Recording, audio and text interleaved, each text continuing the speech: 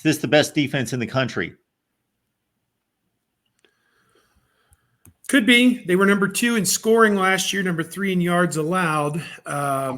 Only one team really exploited anything against them, and that was the University of Michigan. So, yeah, I think they very well could be. No reason why not. You lose a guy like Eichenberg at linebacker, you need Cody Simon to play as well or better.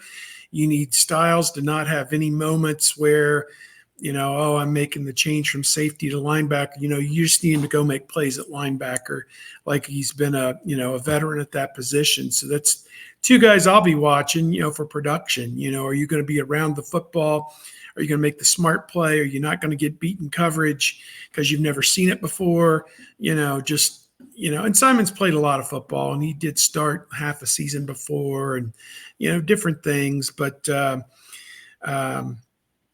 need the pressure to be good up front. In this game, you want to see him collapse the Akron pocket and make life difficult on the quarterback. They should be able to do that. And in the secondary, you get your hands on a lot of balls. It's time to start intercepting some balls. So I just gave you, 3 or 4 areas that, yes, I believe it could be very well one of the best defenses in college football. Could be they had the lowest points allowed last year, back to like 96, I think, at Ohio State. I want to say last year. So I think that the potential is there to be great again, but there is room for improvement. And of course, particularly when you get into the games against the great offenses like Oregon, potentially Penn State, Michigan, whoever you might play, if you play Oregon again, and then potentially in the playoff, you got to stand up and be accounted for, and you got to sack the quarterback, and you got to create turnovers, and you got to stop the run. I mean, those are the 3 things: sack the quarterback, create turnovers, and stop the run. Those are the 3 big things that have to be done. Holding teams to to a small amount of points, that is great, and that helps you win games, certainly. But when the Ohio State offense has an off day, the defense has to be almost letter perfect sometimes, and that remains to be seen. Are they going to step up in that moment? I had somebody in my chat yesterday ask, when Michigan puts a 6th lineman on the field and another lineman in the backfield and goes jumbo and tries to run the football like that, can Ohio State stop the run? I said, I can't answer that because I don't see that in practice, and you wouldn't know that until they line up and do it. And you would think if they see that formation is coming, that they would add, another lineman on defense or whatever they need to do to counter that. But, until you see it, you never know. So again, that's kind of the magic of this 24 season. Everybody's thinking about offensive line and the quarterback. Well, in that signature moment when it has to get a stop, is this defense going to get a stop? And we won't know till we know. Who are the most indispensable players on this team? Who can't be lost off of this team, either side of the ball, Tony? Josh Simmons and probably Caleb Downs.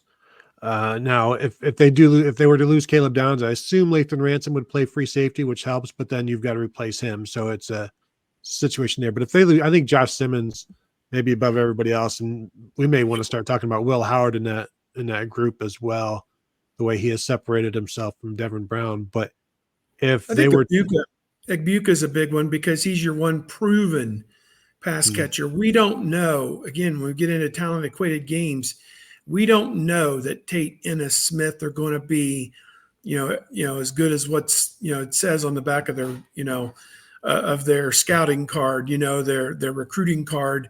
They don't have a football card yet because they haven't accomplished anything at the college level. But Egbuka, to me, if you lose him, that'd be devastating. Yeah, and he's a guy that fills a bunch of roles as well. So you wouldn't just be losing a slot receiver; you'd be losing your top backup Z, your top backup X. A punt returner, a guy that can run the ball out of the slot for you. Like there are different things that he can do, and just his leadership. I mean, you saw the struggles when he wasn't there last year. So I think they're better equipped to handle it this year, but that doesn't mean they would still miss a beat. I think pretty emphatically. But I think they like everybody they have. I know they do, but I am interested to see how it looks, and having him out there is going to make everybody better. College football is even more exciting with some action on the line, and the games are even better when you're cashing in. And the Voice of College Football is the place to be to get the greatest value. Let's start with my picks. 75% against the money line, 58% against the spread. I've got a 40-year track record. In fact, in 2023, at $100 played per game, you would have netted over $9,300. And guess what? I'm just the warm-up act.